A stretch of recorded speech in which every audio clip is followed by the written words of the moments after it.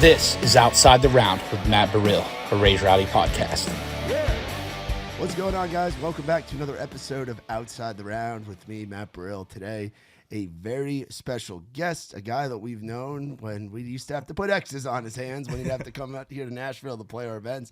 He's from the great state of Texas. He's got a new record coming out, Who I Am. It's our man, Aaron McBee. What's up? Brother, I haven't seen you in a long freaking time. It has been a minute. It definitely has been a minute. It's been like over a year, I think.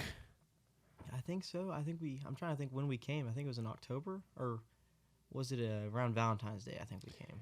It might have been somewhere. It might have been beginning of the year or something. But either way, it's been a long time since we've seen you. How you been doing? Yeah. Doing good. Busy. Definitely busy. But we're kind of moving around a lot. That's good, man. You still based in Texas? Yeah, I haven't left yet, so I don't know if I ever will. No, man. It's one of those states where you really don't have to leave because you have so much there. And I've always said if you had problems with one side of Texas, you can just go to the other side and run away from them. It's big enough to leave, and you can do it several times actually. Yeah, there's guys that have done that. Where in Texas are you from again?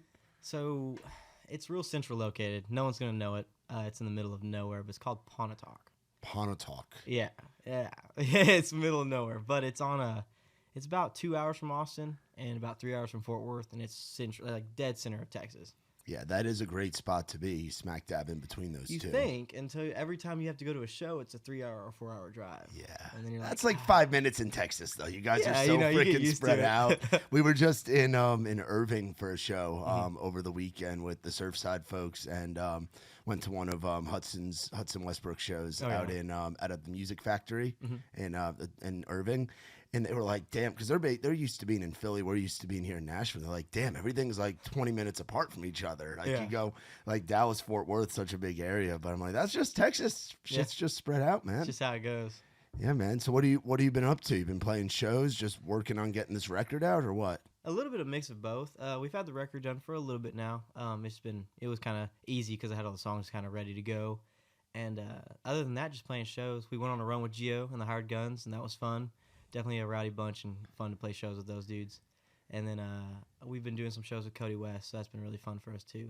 And then we also hopped on with Sterling, and so we can't not say Sterling. Yeah, man. I mean, you're part of the Texas music scene is like a giant fraternity. Yeah. Whether it's the OGs in the cowboy hats, or it's the guys that continue to go down that lane, or it's the guys that I like to call it the screw you, we're from Texas, we're gonna rock. Like Corey Kemp put out a tweet years ago, and I got into some internet arguments with my buddies about it because I had shared it on my Instagram. And Corey basically tweeted, "Rock and roll didn't die; it just packed its bags and moved to Texas." Oh yeah, and dude, I heard y'all say that on this podcast, and every time I get the chance, I'm like, hey man, I heard some people say rock and roll hasn't died; it moved to Texas, and I think everybody likes that. Everybody likes it a lot. Yeah, man. What's it like being a part of that group and kind of being now it's like you grow up in that scene. You grow up watching the Coes and the Pegasus and the Treaty Oaks and those guys.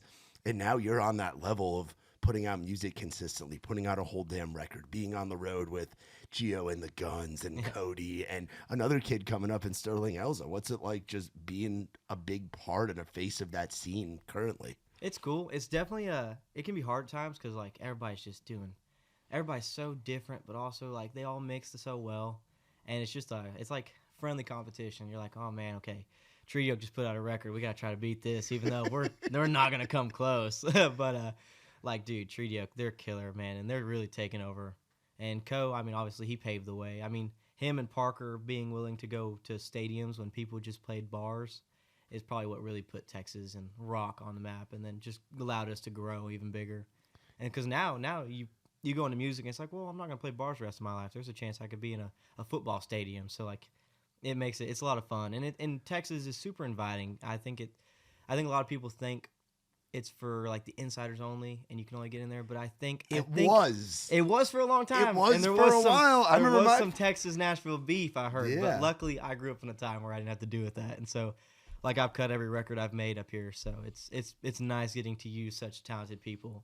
And then also get to go back to Texas, and everybody's like, not weirded out by it. Yeah, dude. I mean, the bridge between the two is more existent and prevalent than it's ever been. Yeah. I remember my first time going out that way. Actually, it would have been the second time because we did Billy Bob's, and the Billy Bob's thing touring back in the day. It was just the best, you Oh, know. yeah. It's a one-of-a-kind place. But I remember being out with Gary and Chuck with the Muscadine guys, and we were opening for Co. And this was back when, this was a little after when they had first gone out there with Co. And believe it or not, Co would come out and open for them in Alabama, Georgia, Mississippi. Which So is it was so like crazy. Muscadine was like, hey, Co, come out here to the Southeast. And Co was like, hey, boys, come out here to Texas. But we did a show. We did Ardmore, Oklahoma, Heritage Hall, and then we did the Bomb Factory in Dallas. yeah. I remember I was slinging their hats and T-shirts. I remember a guy coming up to me. It was more of an old head. I was like, what's this guy even doing at a 2019 Harold Saul High Edition Co-Etzel show? But he was like, man, I just can't buy their stuff. They ain't from Texas. And I'm like, what do you mean they ain't? Like, we're here. We're opening for fucking Wetzel, you know? But it was like, that was 2019, and I haven't really seen it since then to where it's been like, where folks, I mean, I do think there's something special about the folks that are in Texas supporting the Texas artists. Oh, dude, they're some of the best people in the world. I mean, we got lucky. We went on a run with Geo, and we got to go all the way up to New York. And that whole run up there in North Carolina and South Carolina, people were singing our songs, which, you know, we're still small. We're not big. We're doing good. We're not completely off, but we're also on the rise. I hope we are. We're at least I'd say sitting good. so. I'd say so, bro. I'd say so. But it was nice seeing people singing our songs. But when you go to Texas and you get the real guys, it's something I think it's cool because they get to sit there and be like, well, we definitely have something in common with this guy. We live here, and so it gets rowdy and there's a lot more fun. And you know, I'm one of the guys that the second I jump off stage, I'm at the merch booth, and so you get to see who your crowd is. And I do think Texas people are. I think they're appreciative of the chance they get to live in a place that's so vast with music. All right, so I'm gonna ask you to pick 5 because 3 is just not enough. 5 of your favorite like club or bars, like not counting like the Billy Bobs or like the big opening slots you've gotten to do, but like the clubs that you've gotten to do in Texas. In Texas, In Texas, like some of those early spots or those spots where you see it pop up on the touring calendar and you're like, "Fuck yeah, we're going back here." I'm gonna have to think, dude. Like, cause I will say a lot of our shows we played were actually out of state. So Well, I know this. Well, I know just overall, or I'm saying like all time. Like I'll say this much: as a band, in 2024 we played 12 shows. Wow. And then in 25 we played 12 shows in 2 weeks with Geo. Wow. So a lot of my show experience is from the runs with Geo. So it's out of state. But let's say, man, I've never played Billy Bob's, and I refuse to walk in Billy Bob's until I think I can sell it out. That's the way a lot of people are about the Grand Ole Opry. Yeah, I don't think I can go there and watch it. So I had to pick 5 venues in Texas that are like. There's one that I'm like, I know he's gonna say this because it's just chaos. I'm just going so blank. And you were, I believe you were going there the weekend following when you played with us at Losers. Because I remember talking with you and your boys about it. Oh, Silver Saloon? Yeah. Dude, they treat us so good. The crowd there's just crazy. And every time you're there, they've got new screens, new lasers. Anosalmo just decks it out. Shout out to the Garcia family. Dude, and they hook it up. And they loved us. Like, we just played there actually with Cody not long ago. And one of the coolest things is we have a setup where we play with white mic stands and pink cables. And they were just freaking out. They're like, dude, this is so cool. Finally, somebody's got something different going on up here. I honestly do think. And plus, Silver, I think, was actually our first full band show, like an actual show. It was definitely our first headline show. And we actually had Mac Hankins open up for our first headline show. Shit. Yeah, another guy to mention in that fraternity. Got to shout out my Texas boys. But dude, yeah, there's so many of you. I think Silver Saloon is definitely one of my top picks. Blue Light in Lubbock. Yeah. That's you cannot leave out Blue Light. Some of my best friend lives in Lubbock, so we go down there and the town's getting burned down. They actually call it the Blur. And then let's see. I'm gonna go with 3 this time. Yeah, go with 3. Let me think. Because there's just so many out there. I'm trying to think some of our more south places that I've enjoyed a lot. Have you done the Mavericks circuit yet? I don't guess. No, you haven't done Mavericks in Buda or Pflugerville? Those places so. are rowdy as shit too. Man, you've gotten spoiled. You've gotten the reverse. I've gotten really spoiled. Well, you've gotten the reverse thing of usually you have to cut your teeth, but you were just so young where you couldn't even get into those places. Yeah, a lot of it was that, and then also I think, like I said, we're on the come up, and it's just Texas. Like I said, is full of so many artists, and I also came up in a time where, you know, Gannon and Treaty Oak and those dudes were really popping. So like, unless you're getting opening spots for those dudes, you're digging to try to get the good places, the places worth talking about. Yeah. Because, like, I've watched a million shows and loved every second of them, like Larry Joe Taylor Fest. Yeah. If I could consider that a bar, it'd be on my list, dude. Because, I mean, that whole weekend is just beer. Yeah. And it is crazy out there. But, dude, yeah, we got lucky. And then Gio just being such a good dude. I mean, like, he is like a brother to us. He took us in, and, I mean, he showed us the road right there. And that was our first experience to the roads. So, when it comes, I think... the last bar in Texas I think I could possibly pick might have to be got me on a spot right here. I didn't mean to do that this early. Take a sip of your Whataburger, your Texas juice, and that might inspire you. Let's see. It's the most Texas thing of all time. Maybe Trees in Dallas. I think that was cool. It's a rock venue, and so it's cool when you walk in there and you know some big bands that play there. Yeah, Whataburger definitely helped. Reminded me where I'm from. That'll do it, man. That'll do it, so man. Funny. What was it like leaving Texas and getting to go out on the road with Gio? Like, where were some of those early stops? Dude, we were so pumped. So I actually have a Winnebago. We call it the What a Big Ho. It's an RV, and so we all loaded up. I think it comfortably, like, if you want to sleep it, 4 people's nice. We had 6. And so somebody was sharing a bed. So we took off on the road, dude. And at the time, all the guys were just, like I said, we were so pumped to go out there. And one of, I think, our favorite stops on that run was the Rave in Milwaukee. Oh, bro. Dude, getting to go in the pool, man, that is life-changing. Yeah, I walked in there, and it was like, everybody says, like, oh, it's spooky. And I was like, I don't know if it's spooky, dude, but it definitely, the weight of everybody before you is just standing on your shoulders. What room did you guys play in? So I want to say it was just I don't know if we didn't play the big room. Yeah, the ballroom. We didn't play the ballroom, and I think we played one of the smaller rooms in there with Gio. But like I said, it was packed in there. It was a good crowd. And actually, I think that night another band was playing in the room right next to us. Yeah, that's what's special about that place. The intersection in Grand Rapids is another one like that. The Midwest does a great job of, for whatever reason, they're like, let's just put as many stages in this building as we can and do multiple shows.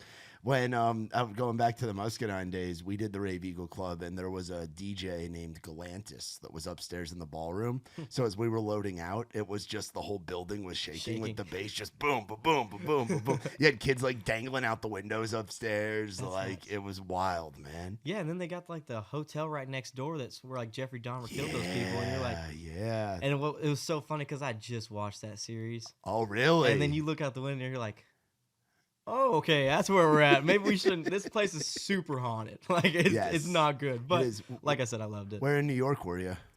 In New York? Were you in New York City? You said you went. Yeah, we did go to New York. So we played at, I think it was Mercury Lounge. Oh, cool. Yeah. Dude, so actually the other day I just saw Co had posted a picture the first time that they played in Nashville or New York was there. Yeah. And now they went back and played Madison Square Garden with Party. Bro, I saw Luke Combs in that room. That is crazy. Yeah. Dude, it was so odd. They had 2 bands before us. Yeah. So we couldn't even have our gear in there. And it was kind of like such a tight place to like survive in. Yeah. That we were like, honestly, let's do a real throw and go.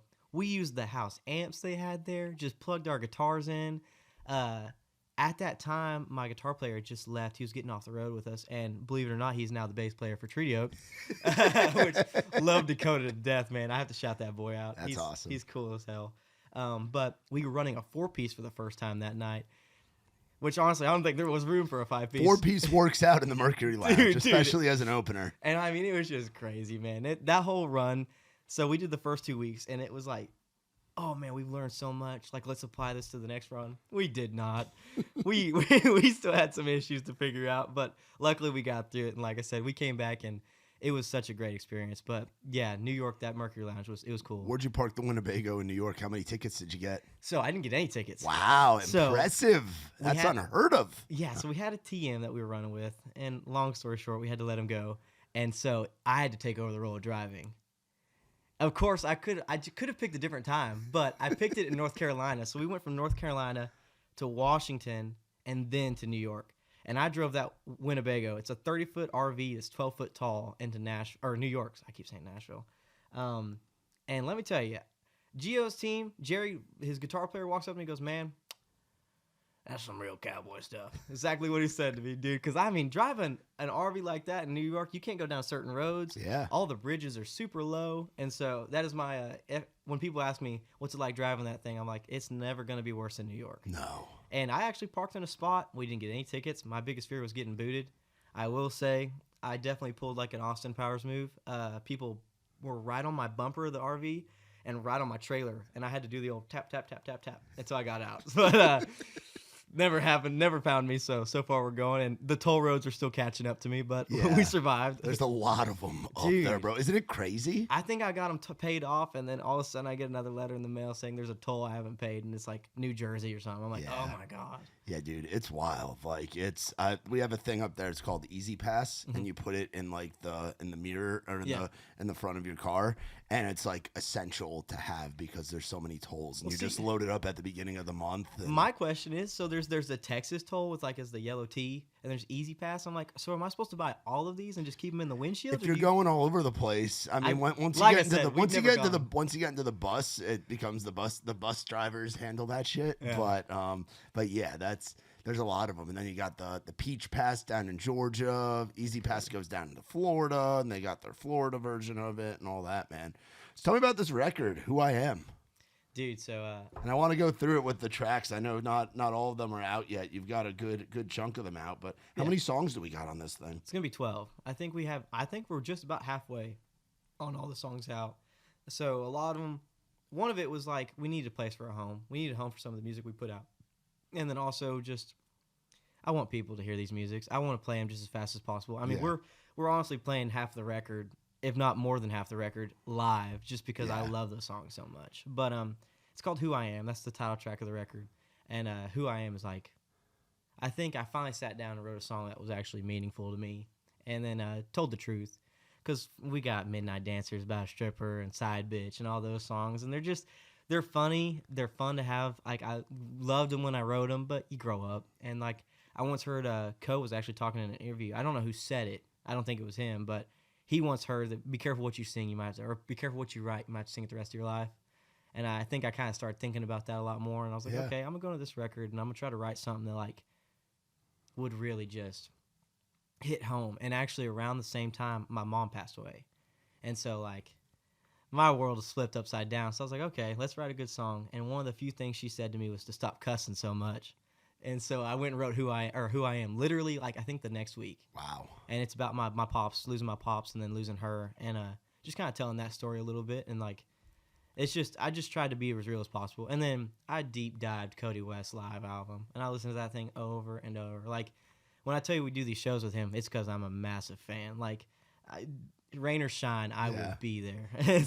He's one of those guys that paved the way, and he's somebody that doesn't get talked about out of Texas as much as he should. So underrated, man. Like he's like one of the best, I think, and one of the best songwriters I've heard. Because I'm huge in post grunge. I love Seether, Stain, Thrice, like bands like that. And so, like they just are who I absolutely adore listening to. But then I can get the same kind of vibe from listening to Cody West. Yeah, like he's got these kind of just like real hidden words. It's not like the country you hear nowadays where it's like, oh, I went to this bar and I had a beer and I danced with a girl in a red dress. Like it's even hidden. Like the sad songwriter shit that the Americana guys are doing. You know, it's different from that. You know, it's probably closer to that than it is the mainstream party country stuff. Yeah, exactly. And so I just got to listen to those dudes and like really deep dive Seether because they're like one of my favorite bands. And I was just trying to be a better writer.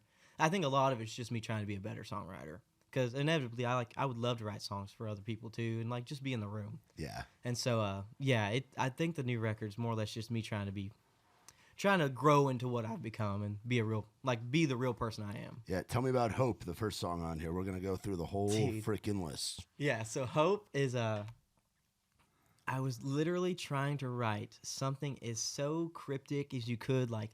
I don't want it to tell you every line. Like, I don't want you to look at it and be like, oh, yeah, it's exactly what it's about. No. So I tried to write it as crazy as I could. And it literally goes, I'll climb to the top of the mountains and I'll jump so I land on the plains. So when the trees call for me, I don't have to beg for their shade is one of the lines in it. And it's, like, super crazy. And, like, the first line is, I'll literally tell you the whole song. It's like, I've won every fight I relived in the shower is one of the first lines. And everybody loves that when I sing it. But, that's Hope. And Hope's strictly just about like really trying to play with the words and try to be different. That's what that song's all entitled for. Is there a reason you put that as the first song on the project? Probably because I think it's a turning point in my writing. I told a lot of people too that Hope was the first song I wrote trying to do the swap, like doing something a little different. And I think it was like, once I wrote that, I was like, okay, I can do this song. So yeah. And then we talked about Who I Am. Tell me about one that's been out for a while, Tied to You. Dude, so knife, man. Dude, so man, very relatable for a lot of folks out there. What's so funny too is like where that idea came from. Like I was watching TikTok, and or Reels probably. I'm a big Reels guy. Me too. And so I was scrolling Reels, and like there was this video talking about this thing called a red string theory. I dig too deep into some things, and so it was like red string theory or something like that. And so I was like, what is this about? And it was talking about how there's supposed to be like a symbolic red string that ties you to your, like, almost like a destiny. Like there's something that ties you to where you're going. And so at the time I was talking to a girl, and it felt like everything I did, I was going to see her in some way or another. I was going to think about her, and it felt like I was tied to her. And I just, like, it was an unbreakable thing. And so it's kind of like, I feel tied to you, and she holds the knife. Like I couldn't cut the rope if I wanted to. She's got the knife, and she's just trying to slice it open. No matter what, I'm feeling stuck. So what ended up happening? She moved on. It happens. There's a rope still very much around my neck, but it's definitely, she's walked off with the rest of it. Same girl apply to Numb? No, so numb I've had for 2 years actually. Yeah. I actually so some of my buddies over at Double B, they have a weekend where we go and like hang out and just be boys and have fun. And I actually was writing Numb when I got there, and Sam came out from Treaty Oak, and I played it like in a little acoustic song swap. It was me, him, and a couple of our buddies. And he was like, man, I really like that song. And he said that. He may not remember it, but I went home. I was like, I got to finish this tune.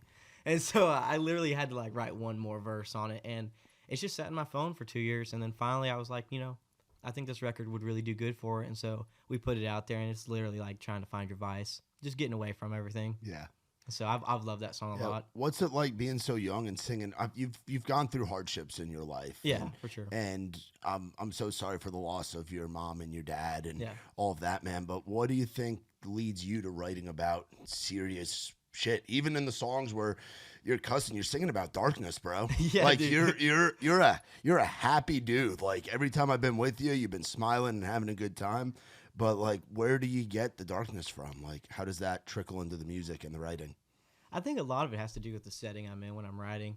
I'm still in the house I've been growing up in. It's me and my grandpa now, which I call my mom. She's my grandma. It was my dad's mother, but she raised me, so I call her mom. And so I'm still there, and, dude, I'm just, I am pretty happy most days, but there's days where you're like, it just sucks, and you got nothing better to do but sit down and write a song. And so I think a lot of my music is just where I'm coping. I'm not writing to people. I think a lot of my early stuff was maybe just having fun with it and didn't know how to talk about myself. But was still singing about some dark shit. Yeah, dude, yeah. But it wasn't I think a lot of it's gotten a little darker. Maybe I'll make a happier album one day. Yeah. But I find it like a little therapy. But but the thing is, the dark stuff, like, people feel good listening to it. It helps. Dude. It helps people. I'm sure you've gotten countless messages and DMs and folks talking at the merch table about this song is very important to me, whatever song it is, because you've got a big catalog out already. Yeah, and it feels nice to have a lot of songs to pick from too. But like Who I Am, I play that bare bones acoustic. Like my guys, as you should. Yeah, all my guys walk off stage, and while we love how it sounds recorded, it's just been so fun to walk up there and I tell a story about how I lost my mom and dad, and like really just make it a tearjerker. And then I don't give any hope. I just leave it at that. Super depressing, and then I sing this song, and a lot of people come up and be like, "Dude, I lost my pops like weeks ago," and they're like, "Dude, it meant the world to me that you wrote something like that." And I think that's the best thing I could have heard, because for so long I just didn't want to tell people what was going on in my life. Yeah. I have super dark humor, so like it would come out in like a laughing sense, and everybody's like, "Oh, how do you laugh to that?" And you kind of go on with your day. And so I was like, okay, I should probably write a song so people at least know it's coming. Yeah. And so I finally wrote down Who I Am. Yeah, tell me about Pick a Side. Dude, so that's one of my band's favorite songs. And I'm guessing it's heavy then. it's not heavy at all, actually. Oh, really? Dude, it actually sounds like a swung country song, dude. Wow. Crazy. But it's just so a little different, man.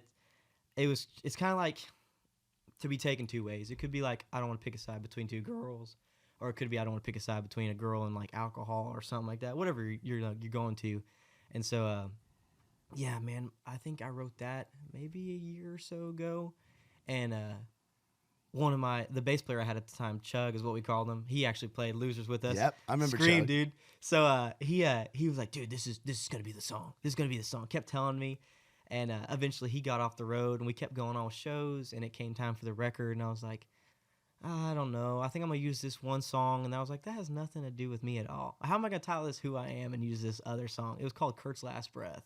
It's about Kurt Cobain, and I was like, I can't play that song on "Who I Am." I gotta pick a different one. And I was like, pick a side sitting right there, done and ready to go. So I threw it on the record, and like I said, it is completely different sounding, but it's cool. Yeah, What I Always Do. That one is probably my favorite. Really? All right. So it is sad. It sounds sad. It's written about the same girl as that Red String Theory thing. She actually is from Nashville, and she's terrible. I tell all my buddies, you come down here, you're going to have a good time, but you'll probably fall in love and get your heart broken. I tell all my boys back home in New York, you come down here, just be careful. You know? No, they're not lying. But I wrote that, and I saw this thing, man, like, as a person, you're a lover, most people are, at least I know I am for a fact. And one thing about people is we're just like plants. You can water them. Yeah. And you can be too much. And I'm not saying like I was fucking. Bro, I've been there, dog. Dude, I'm not like my band tells me all the time, man, like you got to get a little game, dude. Like you got to be a little more like, secretive. And I'm like, nah, dude, I'm telling you straight up. Hey, I love you. The second day I see you. If I mean it, I mean it. Yeah. And so just like that, man, you just, you find yourself in relationships where you're all in and they're not. And you kind of just drown the flower out and like it just dies on you. So it's just like what I always do. It's about finding a relationship and really being all in, and maybe the other person is just a little hesitant and you kind of overwater that and it inevitably doesn't work out. Yeah. Yours to Give. It's another good one. Same girl. I wrote all these like in the span of like a month. Yours to Give is, I got to think about that one for a second. It's been a little bit since I think we played that every show. It's talking about giving up my heart to a girl, and it's like you do with it as you please. You can break it, you can love it. It is yours to do with, and so it's a pretty cool song. I like Yours to Give a lot. It's definitely fun, and it's heavy. It's got a 7-string guitar in it, so it got a little grungier. And actually, Hope, I like yelling Hope. So going back to Hope. Yeah, that's cool, dude. Phone Call Away. Now we'll get to some of the stuff that's been out for a little bit. Yeah, Phone Call Away. You know, as a person, you've heard a million times, call me if you need me. And how many times have you called and that answer they didn't pick up? Yeah, right? You hear it a million times. You hear it from everybody at least once in your life, call me if you need me. And if you did, they probably wouldn't answer. And that's really what that was. It's just, constantly hearing the same thing and calling them up and going to voicemail. And you're like, you know what? If I really would have needed you, you weren't there. And so that's what Call Me If You Need Me is. I actually wrote that in Nashville too. Really? Yeah. Who'd you write that? Was that a co-write? No one. I just did it by myself. How many co-writes have you done? You seem like a guy it's just you, your band, and your producer. Pretty much, dude. And even like when it comes to like my band, I want to do more with them, but I'm so bad about just locking myself off and writing a song, and then we just go straight to Nashville with it and produce it. But I think I've done 3 co-writes ever. Wow. Yeah, and they've all been they weren't all with the same person, but I did one with Michael Whitworth and Dan Polarin with Davis. Yep. Yeah. I think I'm saying yeah. And so we cut Broken Hometown with them, and then Jake Partial has been most of my stuff, and they call him the next Joey Moy. So Jake is very good at what he does, man. Oh, dude, he like I said, man, he's been cutting them since Midnight Dancer came out, and he progressively we figured out what we're going. How'd you get connected to him? Dude, I was talking to my label who I have now up here, and we were talking about getting signed. And they're like, "Who would you like to use?" And at that time, Excuse the Messages came out. Oh yeah. And I was like, "Dude, whoever produced this killed it. I got to find out who this guy is." And it was Jake. And so I eventually was like, "Whoever did this is who I want to use." And my label was like, "Okay, like we'll get in contact." And they, you always like, well, you sure you don't want to try anybody else? And I'm just diehard Jake, man. I don't know if I could go to anybody else. He just has killed every single song we've done. That's awesome, man. If it ain't broke, don't fix it. No, and dude, I mean, they just keep getting better. And he's growing as a producer too. Oh, like, yeah, Excuse the Mess was like early in his thing too. Yeah, like, man. He's still, you and him are kind of getting to grow together. Yeah, which and it's is been very super dope. exciting. You don't always get that with an artist and a producer. Yeah. And like I said, man, I'm diehard. I don't think there'll ever be a record I make that doesn't have at least, if I got to use somebody else, it's going to be because I have to. And maybe it's because Jake gets so swamped someday. But he'll always have a hand in at least one song if that's all I can get. That's awesome, dude. That's awesome. What's it like being in a room with him? Like I've hung out with him at the bars and stuff, but what's his vibe in the studio? Man, he's always gonna ask you how you're doing, what you got going on in your life. You're not gonna walk in the studio and just go straight to work. He's gonna sit there and you're gonna cut up for a second. He's like genuinely caring person, and he wants to know what you got going on. But the second it's grinding mode, it's on, and he's sitting there playing that guitar over and over until he finds the right riff, and so he's definitely locked in. Do you prefer recording at a certain time of day? You seem like a guy that would like recording at night. I know a lot of those rock producers. Like I think of like our buddy Andrew Bayless. Yeah, Bayless is like a night, like he's like a vampire where he likes working late at night. Yeah, so that's what I meant, not Davis, but Yeah, Bayless. Bayless. God, dude. Yeah, so I think most of mine have. Because, like, Jake, I'll get to Jake's house, and it'll be lunchtime. And he's like, dude, I just woke up. I'm like, what did you do? He goes, I was up to, like, 3 in the morning producing.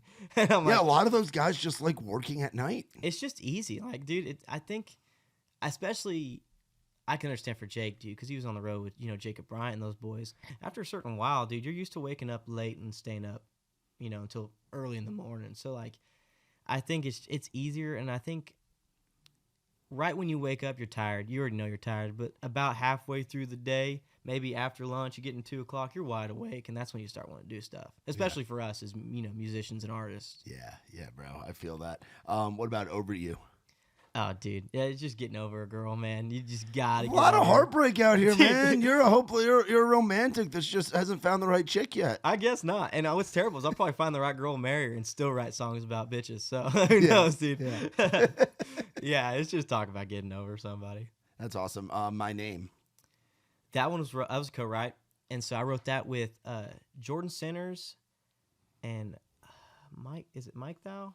I'm not 100% sure. I'll pull it up real Jimmy quick. Thou. Yeah, Jimmy Thou, and then Jake Partial. Yeah. And so we wrote that together, and dude, it was fun. It was one of the I actually had part of the song kind of written out, and then we took it in there and kind of really polished it up, and it was just a fun experience. But it's about like going out to a bar, meeting a girl, falling in love with her, and you wake up the next morning, you're not even sure if she remembers your name. You're like, do you even know who I am? Like, you sure you know who I am? Like. It's just something you always think of, wake up in the morning, you're like, do I even know her name? You're like, she don't want to say nothing. You're waiting for like a sign. You gotta take her to Starbucks and tell her to get a drink and see if she puts it on there. Yeah. What a trick. Yeah, dude. That's a good definitely a good little hack right there. I wouldn't claim that as mine. I definitely saw it somewhere else, but That's funny. it's smart. It's super smart. That is smart, dude. Always Raining. I wrote that song, and I swear, in Texas, it nearly flooded. I put it out, and it rained for 3 weeks. Wow.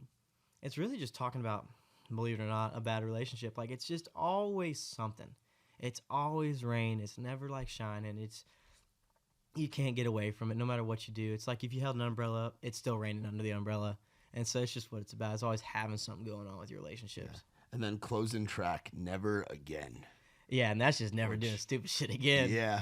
Like I've dated girls, and you always thinking about going back. Maybe they've gone and done what they did and thought, maybe I want to go back for a second chance. And wishing you just known what you know now, you wouldn't do it again. Yeah. And so that's what that one's about. A lot of people love that song too. Yeah, man. I mean, it goes and does its thing, man. You get to close out this year going back to Texas. You got San Angelo coming up. You got Fort Worth, Austin, Gonzales in April. I'm sure there'll be a bunch of dates coming in. Like, oh yeah. Are we thinking we'll be on the road next year as much as we were this year? Dude, I hope we're more. If I could go 100 shows next year, I'd be pretty happy. So if the more shows, the better. That's all I want to do is play shows. Just put miles on the Winnebang. What is it? What a big hoe, yeah. The What a Big Hoe. Just take the What a Big Hoe everywhere. Yeah, dude, I wanna wear that bus out. So that's awesome, man.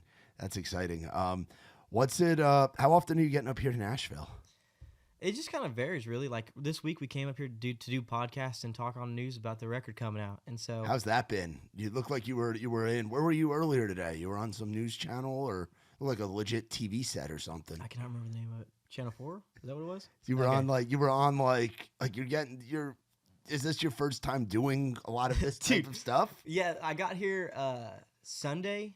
Monday we went and did one. I've never done a live like news thing, and I did my first one up here in Nashville. Got on there and they were like, yeah, that sounded good. How many have you done before? I'm like, this was the first one. They're like, wait, really? I'm like, yeah. Like, did I do good? They're like, yeah, you did great. And then we went and did a second one later that day. And then obviously I did the one this morning. I just played a song this morning. But yeah, it's been super cool. Definitely different. So, and I think we're trying to get some down in Texas too. So hopefully we do a little press week down there as well. That's good, man. I mean, I'm just trying to get these songs as big as possible. Yeah, dude. but man, I mean, it's got to be a cool feeling to. Like, take me back to when you got your start. Like, when you decided, because I met you were what, 19 or 20? I was 19 still. You were 19? Or 20. I was 20. I think you were 20. Mm-hmm. But how long had you been doing it before that? Or was that kind of when things started going? I've always sang. I mean, since I was a little kid, I sang. And then, like I said, my dad passed away. And I remember in 8th grade, there was like a little performance thing you could do. You either act like an idiot or you actually show up and try to show out. I was going to be a dumb professional bull rider. My buddy was going to be the bull. It was going to be a whole thing. That fell through drastically. I came home. I was kind of upset. You know, I'm an 8th grade kid who was trying to do something funny that just fell through. And my mom was actually, so we'd gone to a medium. Everybody talked so crazy about him. But this lady just talked about my dad and like talked about things that we went through in life that she could have never known. And one of the things she said my dad was speaking to me was to use my voice when I'm angry. And I was coming home really frustrated. My mom was sitting on the floor in the closet reading those papers. I mean, just tears in her eyes. And I came home and I read those and I was like, you know, I've always sang. Why don't I just sing a song? And so I think that's what really started it. Because after that, I started taking like lessons from a real nice couple in San Saba. And, you know, she taught me how to breathe. And then it wasn't very long that it was kind of like, hey, look, I can't show you much more. Like, my husband teaches guitar. You know, you could try to learn that from him. And I was like, anything to just keep doing this. And so I picked up a guitar, and he was teaching me sheet music, and I just couldn't do it. So I went home and wrote a song, and that's actually my first 2 songs on Spotify.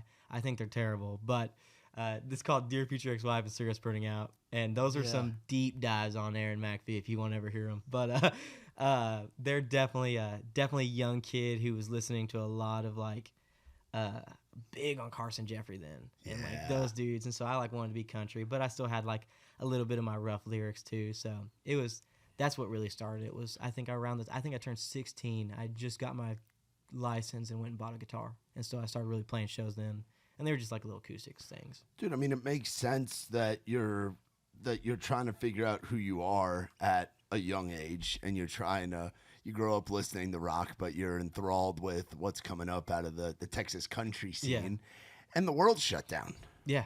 Like, you're figuring all this out. I mean, granted, you were in Texas. Those things were different down there than a lot of other places, but that's a weird time to be 17, 18, 19 years old and figuring out what am I going to do with my life. But the nice thing, too, like you talk about, we can bring up COVID and stuff, is when they shut down school, we went home. Oh, you just did music, yeah. Yeah, all I had to do was play guitar. And in that time, like, I was never great at football. I played, but I messed up my ankle. I decided it wasn't my thing anymore. I literally told my head coach, look, man, I appreciate every opportunity, but it's best I play, music, because I can't jam my fingers up or get hurt and not be able to stand on stage. And I think my coach, I literally told me, he goes, I was the first kid he ever had give him a reason that he actually was like, you know what, I understand. I actually believe in this. So, and all in that time frame, dude, it was just easier to do music. And I also grew up 30 minutes from town. Like, when I was a kid, nobody was coming to hang out. I was going to hang out. And so having a guitar and, all the stuff I had to deal with growing up, it was just easier just to play music and just kind of escaping that. Yeah, I think it explains like why a lot of the I mean, you're not a kid. I mean, you are. You're 22, Yeah, still, but still young. Yeah. yeah, you're younger than me, being 30, almost 31 here. But it's like you guys sing about sad and dark shit. Like just as a collective, I feel like it took them. Now we're starting to get back into like the happier stuff. Yeah. But it's like as a collective, like the class and the crop that was coming out between 2020 to 2022 was just sad stuff. Like I think of like I got the old 60 poster behind you. They're like Smoking a Light is dark shit. The Zach Bryan kind of revolution, the Sam Barber stuff, and I know that's not quite your lane. Oh, yeah. But it's like I feel like everybody was trying to put out like what they were feeling, which was super authentic and super cool, but it's sad shit. Very, dude. And like even the early stuff, dude, I think a lot of it was just I had feelings and I just wasn't applying them. And so it came out one way or another. And dude, it's one thing when you're writing a song is it's always easy to say it's about a girl. Everybody's going to get that. And so I was like, I'm not going to write about my dad and my mom. Like, no one wants to hear that. Like, that's sad. And I'll write a sad song about a girl. And I was like, honestly, I'm going to keep singing these sad songs. I might as well just tell them what's really going on. Yeah. Tell them what's wrong with me. And, yeah, dude, who you are. Yeah, like literally. That's, again, the title of this record. It makes so much sense. Exactly, man. Now in 2025, you're able to really tell people who Aaron McBee is. Yeah. Like, it makes a lot of sense, and it's cool seeing that progression, man. What headspace were you in when you write a song and you put out a song like Bloodstained Nose Ring? Because that is a banger live. That's one that stands out. Like our era of doing our Wednesdays over at Losers, your performance is one that stands out. It's funny. A lot of the Texas guys like you, Mac Hankins, Cole Barnhill, like Braden Stewart, like your performances stand out because they were just so fucking heavy. Dude, and that's one. And Bloodstained Nose Ring is one that I remember watching you and the boys in that room just rocking in that tiny little stage with the low ceilings, But take us back to that one. Dude, what's so funny too is like, I don't know what was going on that I was like, I'm gonna write the song about coke, I've never been a drug guy. You don't strike me as somebody that's done. I mean, I'm sure you've seen it around, but that's not your thing. Yeah, no. So like, actually, my real mom, she was an addict. And it was never around in my life. And so, like, I always grew up with a montage of, like, I'm never going to do that. Yeah. I'm not going to do it. Never touched it once. I'm not a big drinker. Never done that. Smoked a little weed because that shit's good. But, agreed. It's green and good for you. Agreed. Absolutely. It's organic. They tried to get me to get vegetables, man. I just wanted that. But, Bloodstained, dude, maybe it was, like, some way of connection to what I, don't know. And, like, it just felt like, in the music scene, you're going to be surrounded by it. It's everywhere, dude. If you've never been at a table and the line wasn't there and you're in music, you've been with a weird crowd. Man, I couldn't tell you what sparked that idea, but it the second it was written, it was done. It started and it was done. And so it's always been like such a song I remembered. Yeah, and it takes me back to, like, you talk about being a fan of post-grunge, and we like to call that stuff butt rock. That's, like, the race rowdy term for it. I definitely don't mean, like, Nickelback. I'm definitely meaning some Well, you're talking like Seether, like POD, like things more in that lane. Yeah, definitely. As opposed to like Nickelback and Creed. You're talking like Crossfade, like bands like that. Stained, like guys Stained, like which I to me we lump all that together because all those bands toured together. Yeah, they were all part of the same scene. Just like you're different from Mac and Sterling and Cody and Cole and Treaty. But you guys are all when people look back, they're gonna call it this was Texas. This was where Red Dirt music switched to rock and roll. Yeah, that's true. That's fair. Yeah, I'll give you that. So that's what we like to call it. But it's cool. Like I can see the influences of like the post grunge stuff and like that era of like just. Because I remember listening to Pandora when I was doing my homework and listening to that stuff. Like the late 90s, early 2000s rock was just special, man. Your melodies, it makes sense. Oh, yeah. I would hope so. I want it to shine through, so. What do you like doing when you're not doing music stuff? You've been so busy with all this over the past year, but what does Aaron McBee like doing when he's not doing music shit? Dude, I love getting tattoos. Yeah, what's up with the 5s on your neck? Because I just noticed that. A lot of people ask me, man. I've told everybody the same thing. I'm in a gang. It's called the Triple Cincos. We're the craziest in Texas. It's a complete lie. But it's actually angel numbers. And so Okay. They say 5s are supposed to symbolize a positive change in your life. Real TikTok, crystal bitch kind of mentality. But I liked it. And I thought it was cool. It was funny. I went and got this in Texas across my neck. And I told my mom, yeah, it's going to just be behind my ears. And I walked out of there, and they were down my neck. And I was like, a little bit bigger. But, that's everything's fitted for Texas. You might as well get the biggest you can go. And then progressively started filling up my arms. And so were those your first tattoos were on the neck? No, so I got the angel wing first. Okay. And then my second tattoos were my neck, my thumb, and then my forearm. Wow, so that's a bold for number 2 to be double-sided on the neck. I feel like is a big jump. That's just jumping off the deep end, just going for it. Yeah, I got all of them in the same session, but these were the first ones we started with. Man, I knew what I wanted since first grade, dude. When my dad passed away, I always wanted this angel wing tattoo. There's a Radney Foster song that talks about it's Godspeed, Sweet Dreams. Yeah. And he talks about sending his love on angel wings. And I grew up wanting this tattoo from then. And then I got an Ink Masters. Love that show, dude. I'm a big drawer. Like, you talk about free time, dude. I draw all the time. I have a journal. It's full of them. We've had actually people come up and take pictures of it and then get it tattooed. And so if I could tattoo in a past life, I would have. And so that's a lot of my free time is drawing. But dude, I watched Ink Masters growing up, and I was like, dude, as soon as I can, I'm getting them. And I went like a whole year after being 18, didn't get any. I think right around 19, I went and got my angel wing, and then progressively after that. And like, I'm pretty sure as soon as I get back to Texas, I'm getting another appointment.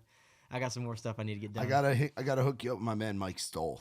Oh, I know Mike. Mike did my angel wing. Oh, really? Yeah. No shit. Dude, so Mike started tattooing the same year and month my dad passed away.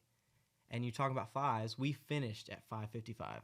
Wow. Yeah, no, Mike Stoll was the first guy I ever got a tattoo from. Everything else has been done by one guy in Texas. Was that where did Mike ink you up at? I couldn't even tell you. It was it in Texas? It was in Nashville. Oh, it was here. I'd flown. Oh, it was when he was still living here. Okay, dude, it was like, I think my label said it was like my birthday present to me or something. My label actually covered the cost of it. That's so sick. Yeah, right. Artists, was it the looks of an artist? I guess you could write that off some way or another. Yeah. I definitely try to. But yeah, no, first tattoo I got was from Mike Stoll. Yeah, he's the man. He's been like Ray's Rowdy Family. Him and Nikki T go way back. Oh yeah, and like I heard he tattooed Hardy at his wedding, and I was like, dude, I gotta get a guy like this. Hardy, Ed Sheeran, Ern, Ella. He's done a bunch of people. Like Mike is the dude. I find it cool to say I got one of the tattoos, and my biggest one actually so far is from him. Yeah, we at Tailgate and Tall Boys, it's become like a theme now where he comes every year and he just sets up backstage. And I think this past year he tattooed I don't know if he tattooed Jesse, but he tattooed all of Jesse Murph's people. That's it. Like when he just sets up and just has the chair and he's just hanging out backstage in the lounge. Like that's a lot better than like having somebody like Ko back there with the tattoo gun. Because have you seen what he did to like the guy who runs Canes? Yeah. That's rough, man. I'm just saying, like, I love my tattoos. I take them detailed. So yeah. Do we think there'll be a tattoo gun in your future on the road? Oh, 100%. Now, I will say I won't touch my arms. I've literally told my tattoo artist, other than the angel wing, I'll be a walking billboard for him. I don't think I'll go to anybody else, man. He's done me right, done all my tattoos good. They've been great, treats me well. So I'll let him keep the arms, and if I get a tattoo gun, it'll be on the legs. Well, tattoo gun, like it could go on the legs, but I'm saying you could tattoo other people. I'd be down. That's what I'm saying. Like I guess you like drawing. You're already halfway there. Yeah, I guess you're true. If I didn't think I would mess it up, then yeah, it'd have to be somebody who I'm like super close with, or someone I really don't know, and never see him again. You're like, oh, Yeah, I think it's more fun when it's one of your boys or somebody that you know. For sure. So who would you say are like some of your close homies like coming up? Like where. Like you're like obviously you have the close connections with like Gio and Cody and Sterling from being on the road, but like who are some guys that have kind of helped you out or like your crew that you kind of run with? Well, dude, we definitely just did a show with Braden Stewart, and that kid, bro, he's unbelievable. One phenomenal. of the most underrated acts. Like shreds guitar, fucking can write a great song, and not only that, dude, he can sing. His voice is unbelievable, and his bass player and him pulling harmonies, bro. Yeah, dude. I literally booked them on our show to open for us just so I could watch it. Like, I was like, shit, y'all get paid, we get paid, and I get to watch a free concert? All right. Like, yeah, that's the whole reason we're doing this. And he's another young gun. Dude, or he's so young. He's a baby. Yeah, and I was like, how old are you? And he's like, oh, I can't remember now, but he's like younger than I am. I'm like, dude, you're a freaking child. Like, this is how I felt when I walked into rooms and people looked at me like that. Yeah. And then I will shout out the kid, Jackson Malone. I don't know if you've heard of him. I haven't heard of Jackson yet. So Jackson Malone this kid's gonna freak out. I love that goober. He's like the little brother of the music scene. I'm gonna give him a follow from the Raise Rowdy account right now. So Jaxon Malone. Jaxon Malone. Yeah, I like it. Just like Post. Yeah. So I'm guessing he's a Texas guy. Yeah, he's actually going to Stephenville. He's in Tarleton. So he's a good kid, and he's really rocking, dude. Shout out to Jackson in his Instagram bio, Jackson Malone Band. You know what the first line in his Instagram bio is? No clue. Tony Hawk Pro Skater music from Texas. Sounds about right, dude. I'm gonna follow that kid right now. That's dude. sick. It looks like he's out there playing shows and shit. Dude, too. he's getting in with some good names. He's a young kid, but he's really, dude, he's hungry, and he's trying hard. So I'll give him a shout out, man. He's a good kid. Playing like Twisted J and Blue Light and Backyard and all those spots. So no, it's good. It's good to know, man. Dude, and he just turned 18. I'm pretty sure. Oh, he's. Like you're becoming an older brother to guys where you've been the younger brother for pretty much all of your career. When we talk about Jackson, it's wild, isn't it? Yeah, when I talk about Jackson, that's my little brother right there. And dude, he's just such a energetic kid he's like really into like the shoegaze and like Buckethead and those bands. So like where I think my stuff's rocking, his stuff is like Youngest Daughter. Like it is just grungy, heavy, sounds sad as fuck, but he's pretty solid. That's awesome. And he's growing up, kid. He's gonna be real big. Isn't it cool to be a part of a scene? Oh, and it's like you were in that spot and now you're putting out a record and you're going on freaking news channels here in Nashville and have gotten to see the country, doing what you love, out in the bus with the guys, and now you're getting to watch kids like him come up and and it's cool. Watch dude. Braden and they're looking up to you. Yeah, and it means the world to us too. Like I think a lot of like, especially why Texas is coming back to being so nice and supportive is I think for a while so many of us were like, we can't even get a show. Like why do they hate us? They don't hate us. They just don't know us. Or like it felt like so unsupportive at sometimes. So I think now we've all been like, look, we got to bring it back. And so the second we can, we're like, oh, we're gonna get our homies on this show, or we're gonna get so and so on this show, and just try to like build them up as big as we can. That's fucking awesome. Dude, I love that, man. It's fun because like there's so many events like where we all get to go at the same time, and like. If you don't pull your homie on now, a few years down the road when you're at a festival and you don't know nobody, it's no fun. But if you got your homie coming with you, it's a big party. It's a big family reunion. So yeah, man. I mean, I think back to like Co and Parker co-headlining those club shows together back in the day, and they couldn't be sonically more different. Yeah, but they killed. But they killed, man. That was a chapter in country music, rock music, and Texas music history when those guys were going around. What were some of the concerts you remember going to back in the day, like before you were doing it yourself? Dude, so my local hometown, there's a thing called Brady Go Cook Off. We got to play the 50th anniversary, but I remember, I don't know if it was 2017. I was a sophomore in high school, whatever the math is on that, and Co-Wetzel came to our town. And so our town is the Brady is 5,000 people. There was a band the night before that had 3,000 people show up. Co-Wetzel brought 15,000. Wow. That was one of my first concerts, and I was like, holy cow. Yeah, that was the Noise Complaint record. Yeah, and I was like, you can do this. Like, this is crazy. People were going nuts. He's telling these crazy stories about some lady named Irene at the gas station who took his money. And I was like, this is cool. And then I went to watch Cody West and Carson Jeffrey.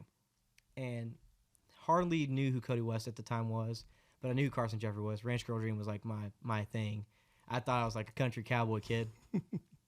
And Cody screamed on Let You Go. And I was like, it just twisted my brain all up. I'm like, okay, we got people like Co and Cody doing these songs that are like, I didn't know we could do those here. Like, I thought I had to, like, wear a pearl snap and sing country songs. And you mean I can actually go up there and scream? Like, in. Yeah. And so those are some of my first concerts. And then, obviously, I got to watch Seether in Lubbock, front row. So, like, that was life-changing for me. Isn't it so cool that all that music's coming back? Like, those bands that we grew up listening to, and then they were on, like, a little bit of a hiatus, and now they're back. Dude, I mean, like, you talked about Creed, dude. For them to have been, like, they've always been big, but, like, that they're so big now, and like Nickelback, dude. I mean, they've been hated for years. Limp Bizkit, bro. Limp Bizkit, dude. Like of all people, Korn is back touring. Dude, System of a Down is back. Like that whole era. It's nuts, but it's so sick. And like 3 Days Grace has their old singer back on with them. Yeah, dude. The show is back. I'm hoping I can get to one of those. Dude, I I literally told myself, if I can catch a Seether show and a Stain show, I can die happy. Yeah. And so I've got the Seether one. Now, Aaron Lewis has been doing his Stateliner stuff. You're going to hate me for this. I got to see Stained about a month and a half ago at a casino in Atlantic City, New Jersey, with our boys from Lakeview opening up for them. And we did a show with Lakeview, dude. Yeah. And they're sick as fuck. But, no. Stained was unbelievable. Dude. Seeing the original band up there and seeing Aaron do the Stained thing and him just go into screaming, like it was awesome. Dude, it's nuts. And I love that band, dude. And like I'm really big in the heavy stuff too, like Wage War and those boys. So like it's cool. Yeah, man, you're coming up at a cool time where you can kind of do whatever the fuck you want. And like then, there's no labels on it. Yeah, like you can be. I've always told people too, because they're like, "What genre is it? What is it? Is it country?" You know. And I grew up in a household where if it didn't have steel and fiddles, it wasn't country music. Yeah. It's noise. Yeah. And so I've always said, man, like you call it what you want, you put it in your playlist, and whatever playlist you put it in, we'll call it that. So it's just better for you to pick what it is. Because if I tell you one thing and I'm wrong, everybody hates you for it. And so it's like, well, we're going to throw it in the rock playlist. And I will say, like, the thing is now is being rock, because if you call it country and you're not, you know, Hudson and Braxton and the honky tonk boys like, you know, Zach Top, everybody's like, oh, this ain't country. But if you call it rock and it's a little country, but it's a lot of rock, everybody's like, bring it in. We're letting it come in. There's so many festivals that I've seen Nickelback at country festivals. I believe like we will see Creed at some country festivals next year. Oh, I'm sure. Limp Bizkit can cross over. Like the country fans are also rock fans, and the rock fans as they get older, some of them are like, man, fuck country music, but they over time it crosses over. Dude, you know? those two genres have been it's almost like there's been a wall up for so long, and they've been trying to jump it every now and then, and now it's kind of like getting torn down. So like, there's just so much crossover and bleed through, but it's super cool. It's a perfect time for a guy like you to be yeah. coming up, and all your buddies that you were just talking about to be coming up too, man. It's great, dude, and we love every bit of it. What's it like coming up in the TikTok age where social media and that becomes a part of what you have to do as an artist? Because it wasn't that way like 10 years ago, 15 years ago. I loved TikTok originally when it first came out. It was somewhere I could go have fun and be a goofball. But it's tough, dude. There's so many great artists like that Joshua Sloan kid that just came out. Oh, yeah. Holy cow. I mean, he was doing 100,000, person shows, and he had no songs out. Yeah. So it's like I see the benefits in TikTok. I just hope it doesn't oversaturate the world too much, because it's like you go on there and there's not a day I go on TikTok I can't scroll and see somebody singing, and I have found some great singers, but then it's just battling everybody else. It takes this competition in Texas and expands it. Like, okay, there's so many more people here. I didn't know there were so many people writing. Like it's cool, and it's really beneficial if you can figure out how to work it.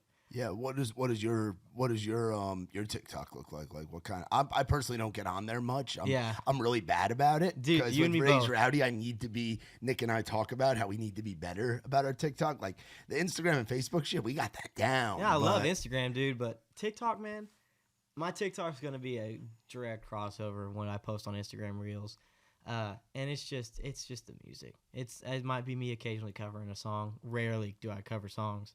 But it's just me playing music. I would like for it eventually to have a YouTube channel where I like vlog the road days, Yeah.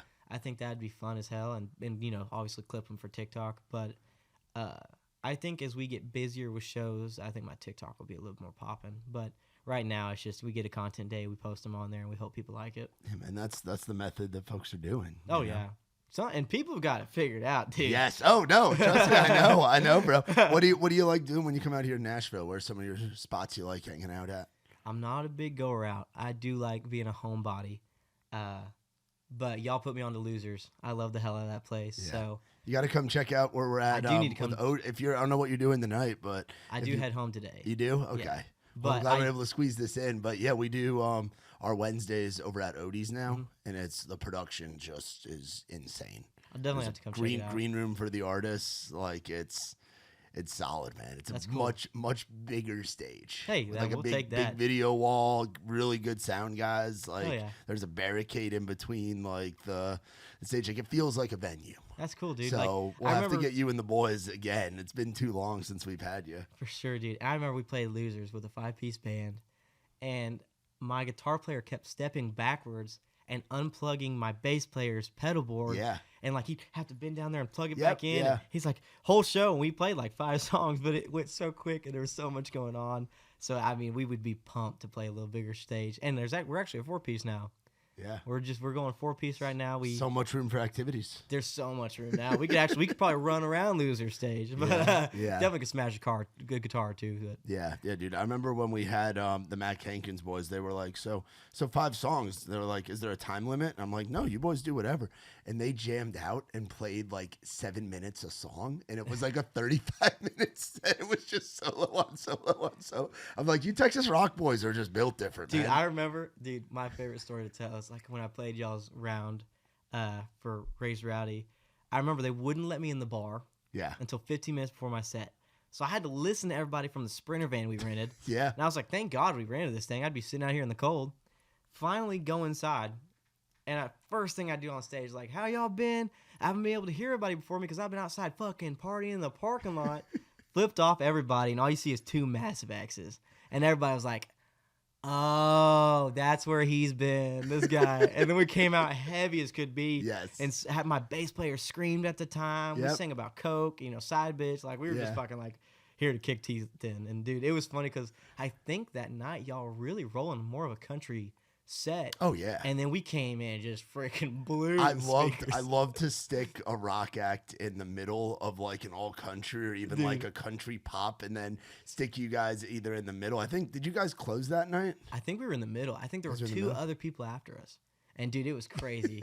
And then the people they were like, "Oh, you can stay in the bar anytime. Like, you're cool." So I'm wondering who else I had. I'll have to look at my thingy real quick. You can search in the photo for your name when it was on the flyer. Oh wow, this is way back.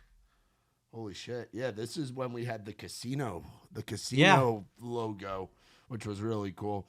Yeah, it was Jacob Hackworth, Will Jones, Nathan Wilson, you, Moose Miller, and our boy Chris Andrucci, who's still one of the house bands over there. We call him Four in Wallen because he's from Scotland and he has a mullet. That's right. So, I do remember that. Yeah, Andrucci. Yeah. That's funny. Yeah, dude, what a night that was. That was March 20th of 2024. Yeah, that's so it was crazy. It was well over a year ago, which that's is something. Nuts. So we'll have to get you boys back out here, for man. sure, dude. Like, it'll be sick, dude. Well, what are you hoping people feel and get when they listen to this record?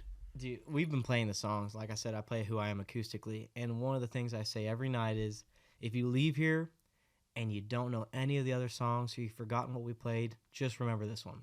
So I really hope people listen to Who I Am and like the song itself too, and just like really just listen, like feel what I'm saying, because like I wrote it for you just as much as I wrote it for me, to like just sit there and kind of like ache. Yeah. I want you to hurt. Like, I really wrote these songs to hurt, because I mean, at the end of the day, you like to bottle stuff up, but the one place you can escape is a song.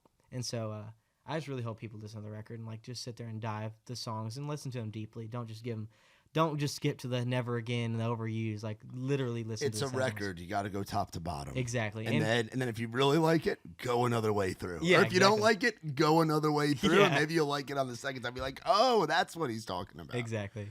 That's sick, dude. And then what's something that you would tell that 18-year-old kid that's just starting to put out music? Like, what would you tell younger you back in 2021 when you first start putting out those songs and you're thinking you got to be a honky tonker, and now you're a rocker, you've gotten to tour around the country, you've got a record out, you've got a team, you've got a label, you're getting to do some big shit at a young age. Dude, if I could go back and tell my 18-year-old self, I'd tell him to pull out my dad's CDs again and listen to Marilyn Manson, and then remind him that he could actually do some heavy shit. So, because I could have skipped a lot of steps and just gone straight to where I wanted to be.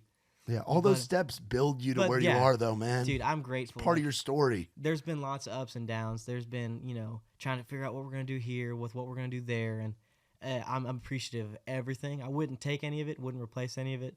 But I definitely would have told myself, hey, like, you can be who you want to be now. Yeah. You don't have to wait. That's awesome, man. Well, hey, man, I'm proud watching you go. Like, watching from knowing you for the past, coming up on like 2 years here soon, to where you are now and this record coming out, and you're so confident, and the product's getting so polished to where you want it to be, and you're saying the shit that you've been wanting to say all along. And the fact that you're at 22 years old and comfortable doing that is huge, man. Oh, seriously, man. I'm excited for where things go from here. Me like too, dude.